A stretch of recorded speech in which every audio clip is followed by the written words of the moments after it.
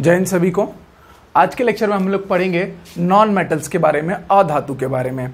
तो अधातु के साथ ही साथ हम अध्ययन करेंगे hydrogen, nitrogen as well as oxygen का, और यहाँ पे हमारा नॉन मेटल का सेक्शन खत्म होगा। तो बड़े छोटे छोटे लेक्चर्स रहेंगे और इंटरेस्टिंग रहेंगे, तो पूरा ध्यान देना है आपको। चलिए शुरुआत करते हैं नॉन मेटल की। अधातु, अधातु क्या है और क्या क्या इसका फिजिकल प्रॉपर्टी होगा, क्या क्या इसका केमिकल प्रॉपर्टी होगा, मतलब इसके भौतिक और रासायनिक गुण कौन कौन से होंगे, और साथ ही साथ पोजीशन इन पीरियोडिक टेबल। तो इतना ही है आपके सिलेबस में मात्र। तो बहुत अच्छी एक स्टडी करते हैं इन्हीं चीजों की। तो पढ़ते हैं हम लोग नॉन मेटल को। तो नॉन मेटल्स के बारे में यहाँ लिखा गया है कि ये लोग हाईली इलेक्ट्रोनेगेटिव होते हैं, मतलब कि बहुत ज्यादा विद्युत ऋणी तत्व होते हैं। And they have an urge to accept electrons in their valence shell, मतलब जो उनका सेल रहेगा, कक्षक रहेगा, उसमें इनको अर्ज मतलब होता है, अर्ज टू एक्सेप्ट का मतलब हुआ कि एक भूख है, एक चाह है कि कोई भी इलेक्ट्रॉन रहेगा उसको ये अपने सेल में लेके आ पाए। ठीक है, और क्यों करेंगे ऐसा कि to achieve the configuration of nearest noble gas, मतलब कि ये अपने जो पास में इनके अक्रिय गैस पाए जाते हैं नियरेस्ट, ठीक है, तो ये उनके जैसा अपना अष्टक पूर्ण करके और उस तरीके का बनने के लिए ऐसा करना चाहते हैं। जनरली ऐसा बोला जाता है।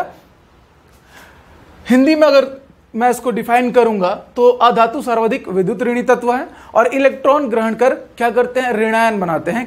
ठीक है, मतलब कि एनायन का फॉर्मेशन करते हैं कि एनायन बनाएंगे, और एक तरीके से ये क्या होते हैं, गुड ऑक्सीडाइजिंग एजेंट होते हैं, ऑक्सीकारक होते हैं।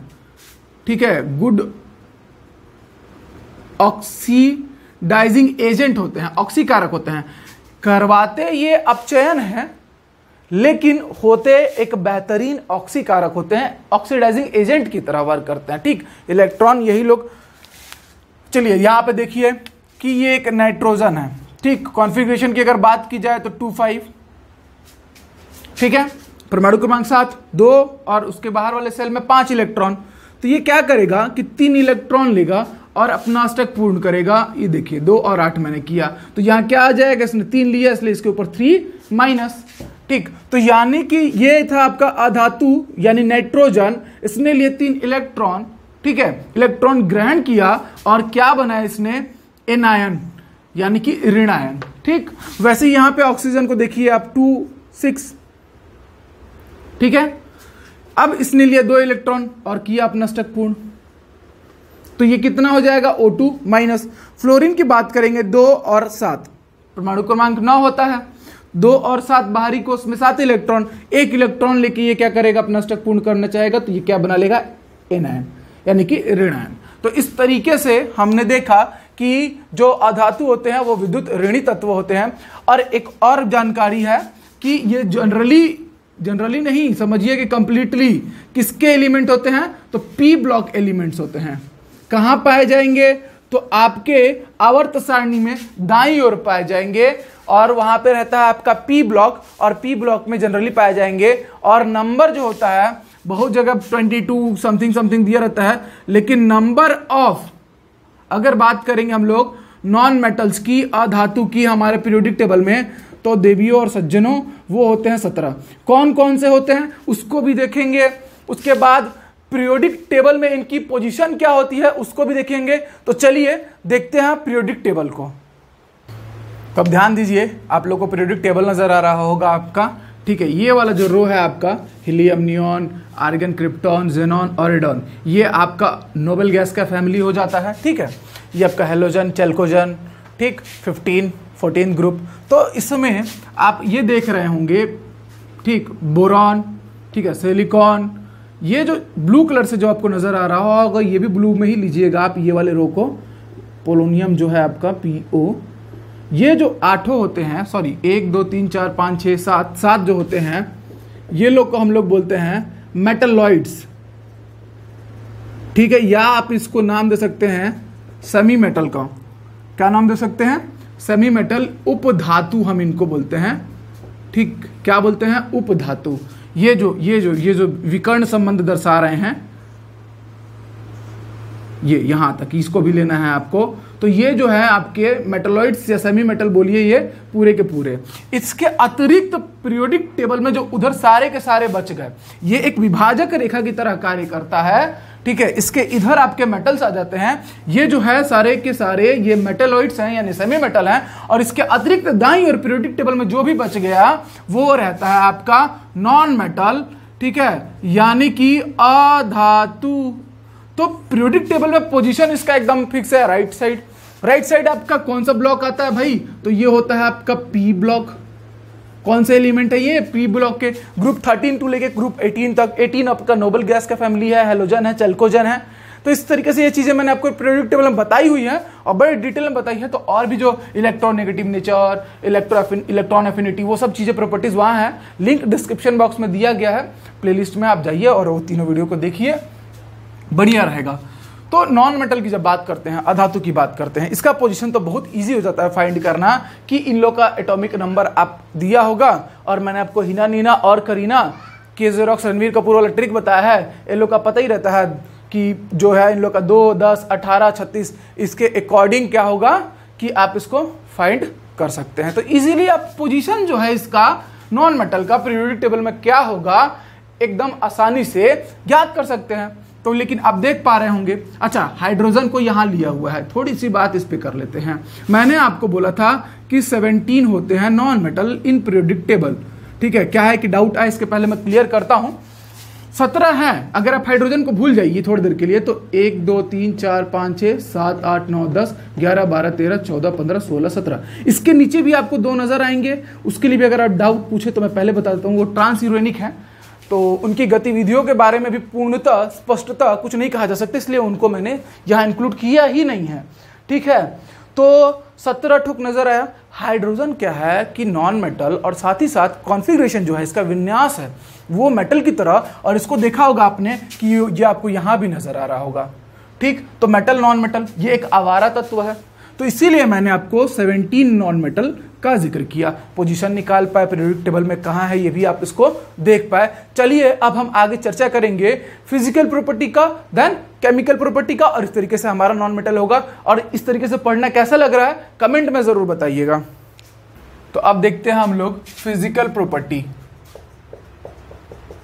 फिजिकल प्रॉपर्टी किसका, अधातु का, यानी कि भौतिक गुण कौन कौन से होंगे उसके बारे में एक विस्तृत चर्चा करेंगे हम लोग, ठीक। तो जो पहला प्रॉपर्टी होता है वो होता है कंडक्टिविटी प्रॉपर्टी। मैं लिख दे रहा हूं तो आप लोग ध्यान से इसको समझिएगा। चालकता, कि भाई ये विद्युत और उष्मा का चालक होगा कि नहीं। अधातु जो है फिजिकल प्रॉपर्टी, हम किसका पढ़ने जा रहे हैं, नॉन मेटल का, मेटल का नहीं। तो चालकता का गुण पाया जाता है कि नहीं पाया जाता है, तो भाई नहीं पाया जाता है, ठीक। कि जो आपके अधातु हैं, नॉन मेटल होते हैं, ये एक्चुअल में कोवलेंट बॉन्ड्स के द्वारा इनके जो मॉलिक्यूल्स हैं, ठीक है, सहसंयोजक बंधों के द्वारा क्या होते हैं, जुड़े होते हैं।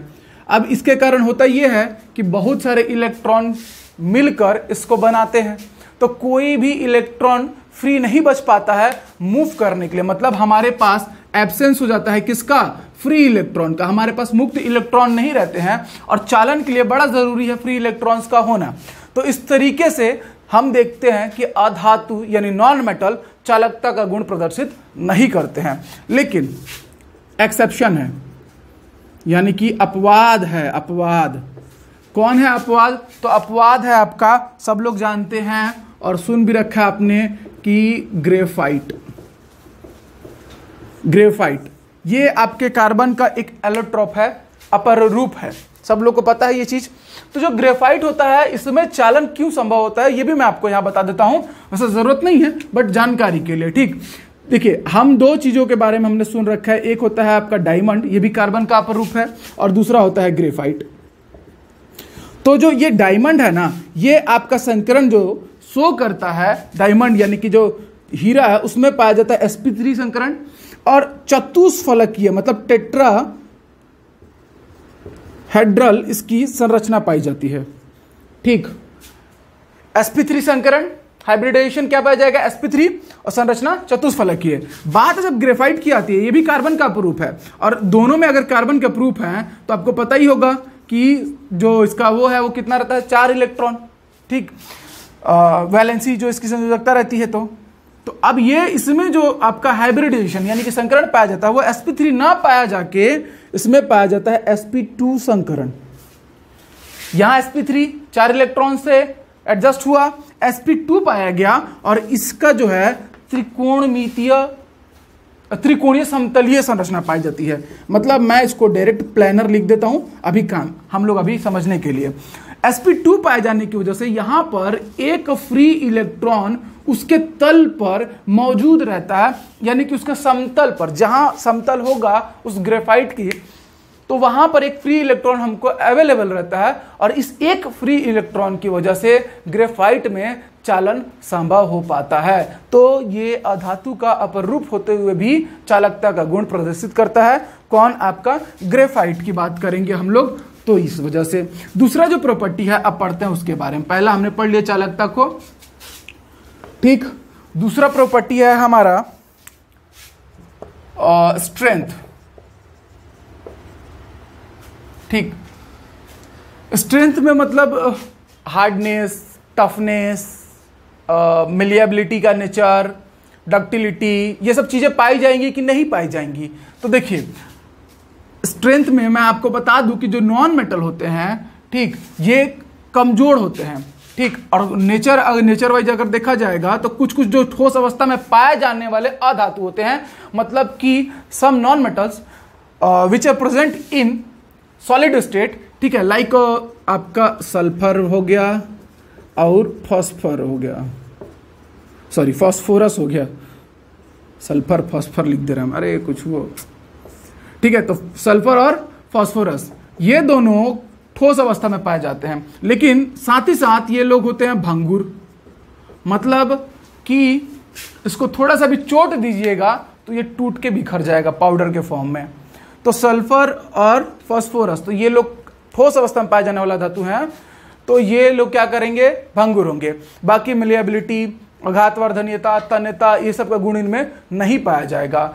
टफनेस यानी कि जो हार्डनेस की बात करेंगे, कठोर, तो एक अपवाद इस वाले कैटेगरी में भी है। एक्सेप्शन की अगर बात करेंगे हम लोग, अपवाद, तो इसमें कार्बन का एक और अपर रूप होता है, एलोट्रोप होता है कार्बन का, और वो होता है डायमंड, ठीक है। और ये सब लोग को पता है कि जो हीरा होता है ना, हीरा सच में हीरा होता है, यानी कि ये क्या होता है? कठोरतम, ठीक। ये क्या होता है? कठोरतम, बहुत कठोर होता है। तो ये एक अपवाद है, अधातु होते हुए भी और अधातु का प्रूफ होते हुए भी ये क्या होता है? कठोर होता है। तो ये दो प्रॉपर्टी आपको अच्छे समझ में आया होगा। स्ट्रेंथ के बारे में भी हमने बात कर लिया अधातु के, ठीक। थर्ड जो इसका प्रॉपर्टी होगा वो होता है इसका डेंसिटी। डेंसिटी के बारे में बात करते हैं, घनत्व के बारे में बात करते हैं, तो बहुत लो होगा, वेरी लो, बहुत निम्न स्तर का होगा घनत्व। निम्न यानी कि बहुत कम, ठीक। डेंसिटी क्या होगा इसका? बहुत ही कम होगा। मतलब जो भी अधातु होंगे उनका घनत्व क्या होगा?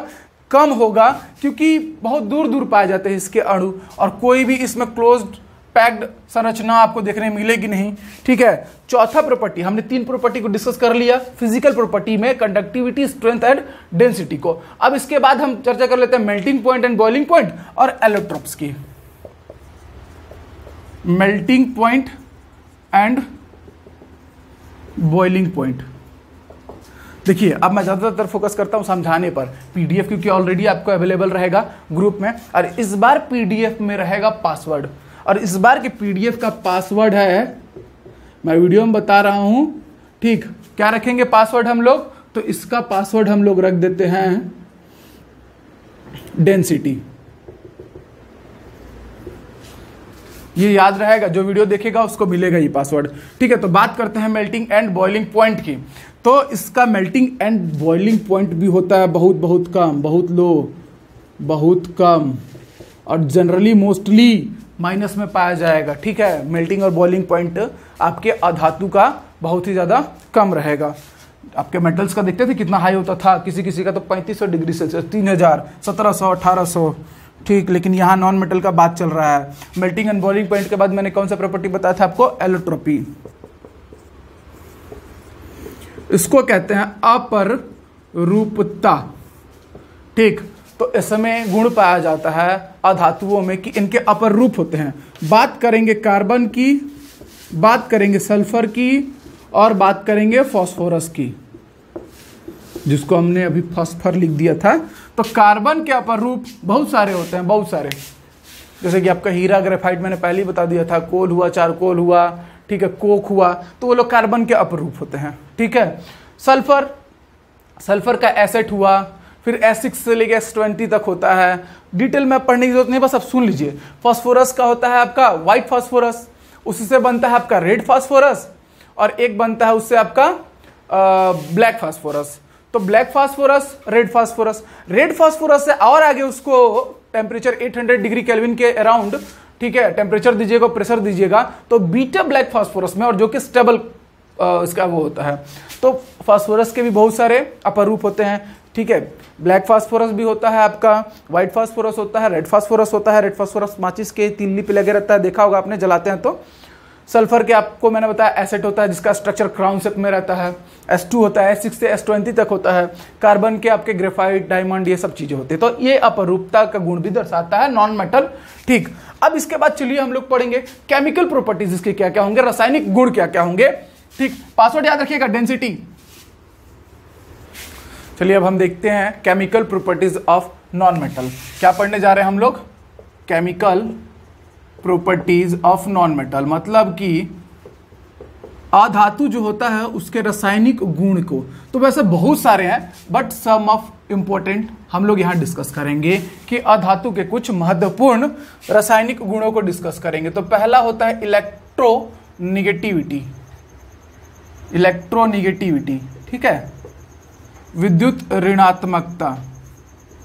तो ये लोग, ये जो गुण है मैंने शुरू में ही आज के लेक्चर में आपसे डिस्कस किया हुआ है कि इन लोग में अर्ज टू एक्सेप्ट इलेक्ट्रॉन्स, मतलब कहीं से भी इलेक्ट्रॉन ले लेने का गुण होता है कि लाओ जल्दी से दो। और जो फ्लोरीन होता है वो सबसे ज्यादा विद्युत ऋणी तत्व होता है। ठीक, ये मैंने वहां पे आपको एग्जांपल भी बताया था कि नाइट्रोजन है, 3 इलेक्ट्रॉन लेके क्या बना लेगा, एनायन बना लेगा, नाइट्रोजन का 3- आ जाता है। ऑक्सीजन है, 2 इलेक्ट्रॉन लेके ऑक्सीजन का एनायन बना लेगा। फ्लोरीन है, 1 इलेक्ट्रॉन लेके फ्लोरीन का। इस तरीके से ये लोग क्या करते हैं, विद्युत ऋणात्मकता दर्शाते हैं, इलेक्ट्रॉन को एक्सेप्ट करते हैं और एनायन का और ऋणायन का फॉर्मेशन करते हैं। तो स्पष्ट हो गया होगा आपको। दूसरा जो प्रॉपर्टी होता है वो होता है, अब रिएक्शन में आ जाते हैं, रिएक्शन विथ ऑक्सीजन, यानी कि ऑक्सीजन से क्रिया, कि जो अधातु हैं वो ऑक्सीजन से किस तरीके की क्रिया करते हैं। तो देखिए, जनरली एयर में ऑक्सीजन प्रेजेंट रहता है, तो उसके प्रेजेंस में हम इसको गर्म करते हैं। गर्म करने से क्या होता है, जैसे कि हम कार्बन की बात करते हैं, ऑक्सीजन से क्रिया करवा रहा हूं मैं, कार्बन है, ये रहता है सॉलिड फॉर्म में, ये रहता है गैसियस स्टेट में। ठीक, तो जब हम इनकी क्रिया करवाते हैं, थोड़ा सा हीट करते हैं इसको, तो ये बना लेते हैं नॉन मेटल के ऑक्साइड्स, नॉन मेटालिक ऑक्साइड, अधात्विक ऑक्साइड। हिंदी इंग्लिश दोनों साथ साथ में चल रहा है, कोई दिक्कत नहीं होगा आप लोग को। तो ये क्या बना लेंगे, अधात्विक ऑक्साइड। यहां पर आपका बन गया CO2। ठीक, बात करेंगे अगर सल्फर की, तो वो S8 होता है और 8O2 से क्रिया करता है। ये भी आपका सॉलिड स्टेट है, ये गैसियस स्टेट है, और ये बना लेता है 8 ऑफ SO2, और ये होता है गैस फॉर्म में। कार्बन का देखा, सल्फर का देखा हमने। अब इसके अलावा आप फास्फोरस का भी देख लीजिए, ये भी सॉलिड स्टेट में है, इसका भी ऑक्सीजन से क्रिया करवाएंगे, ये गैसियस स्टेट में है, तो ये बना लेगा P4O10, और ये रहेगा गैसियस। तो ये क्या बनाते हैं, नॉन मेटालिक ऑक्साइड, अधात्विक ऑक्साइड बना लेते हैं। ये जो अधातु हैं ऑक्सीजन से क्रिया करते हैं, रिएक्शन विथ ऑक्सीजन हम लोग पढ़ रहे हैं। फर्दर ये जो नॉन मेटालिक ऑक्साइड है, ये वाटर से क्रिया करके और बना लेते हैं एसिड। जो यहां पे non metallic oxide carbon dioxide बना, ऑक्सीजन से क्रिया करेगा, H2CO3 बना लेगा। ठीक है, सेम इन दोनों के लिए भी होगा कि 8SO2 है, इसको आप क्रिया करवा देंगे 8H2O से, 8SO2 है, 8H2O से क्रिया करवाइए, तो ये बना लेगा आपका, ध्यान से देखिए इसमें, तो ये आपका क्या बनाएगा, H2SO4, देखते हैं SO4 बनाएगा कि 3 बनाएगा, तो 8, ठीक है, अब ठीक है, 8 दूनी 16 और 8 ऑक्सीजन 16 और 8 24, तो इसको बैलेंस करना बड़ा ज़रूरी था। तो H2SO3, तो ये क्या बना लेते हैं, जल, ये जो मेटल नॉन मेटेलिक ऑक्साइड्स होते हैं, अधात्विक ऑक्साइड होते हैं, जल से क्रिया करके बना लेते हैं एसिड यानी कि अम्ल। तो आपको बड़े अच्छे से इसका ये रिएक्शन भी समझ में आया होगा। बोर्ड पर नहीं है जगह तो इसको देते हैं मिटा। इसके बाद ये क्रिया करेगा, इसका रिएक्शन देखेंगे हम क्लोरीन के साथ, ठीक है। थर्ड वाला जो इसका प्रॉपर्टी है, रिएक्शन विथ क्लोरीन। अब मजा आ रहा होगा क्योंकि सारे चीजों से हम लोग गो थ्रू हो गए हैं, तो अब एकदम चुटकियों में लग रहा होगा, आनंद पूर्वक हम लोग इन सब चीजों को पढ़ रहे हैं, ठीक। तो अभी क्लोरीन से क्रिया करके बनाएगा क्लोराइड। सिंपल सा बात है कि ये क्लोरीन से क्रिया करके क्या बनाएगा, क्लोराइड। जैसे कि आपका फास्फोरस है, आप उसको क्रिया करवा दीजिए, 3Cl2 ले लेते हैं, तो ये आपका बना लेगा 2PCl3। बैलेंस होना चाहिए, 3 दूनी 6 और ये 2 फास्फोरस का मॉलिक्यूल, तो 2PCl3 बना लेगा। अगर आप कार्बन है उसका करवाएंगे तो यहां पे 2 मॉलिक्यूल ले लीजिए, तो वो बना लेता है CCl4। तो क्लोरीन से क्रिया करके ये क्या करते हैं, जो नॉन मेटल्स होते हैं यानी अधातु होते हैं, वो क्लोरीन जो है, क्लोरीन से रिएक्ट करते हैं और बनाते हैं क्लोराइड्स, ठीक है। तो सिंपल ये आपने देख लिया। एक प्रॉपर्टी इसका, क्लोरीन के बाद रिएक्शन करेगा ये हाइड्रोजन से, रिएक्शन विथ हाइड्रोजन। इसको थोड़ा ध्यान से समझिएगा, ये क्लोरीन था, इसका हो गया, ये बिल्कुल आपको अच्छे से समझ में आया होगा। तो जब हम लोग इसका रिएक्शन करवाने जाते हैं हाइड्रोजन से, तो वहां पे एक पर्टिकुलर टेम्परेचर की आवश्यकता होती है। वैसे हाइड्रोजन में भी अपचायक प्रवृत्ति पाई जाती है और वो नॉन मेटल से रिएक्ट करने जा रहा है। तो जनरली जैसे कि H2 है, ठीक, और वो S के साथ रिएक्ट करके क्या बना लेता है, H2S।